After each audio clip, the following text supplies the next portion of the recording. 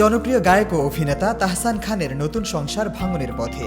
2025 সালের শুরুতে makeup artist রোজা আহমেদকে বিয়ে করে ভক্তদের চমকে দিয়েছেন তিনি।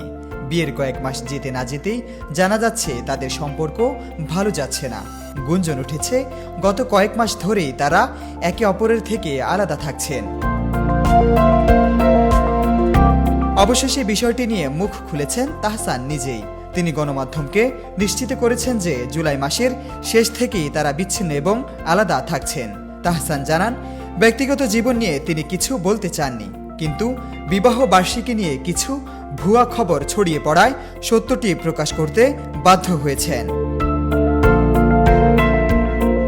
রোজা আহমেদ একজন পেশাদার মেকআপ আর্টিস্ট, যার নিউ ইয়র্কে নিজস্ব মেকআপ প্রতিষ্ঠানও রয়েছে। এটি ছিল তাহসানের দ্বিতীয় বিয়ে।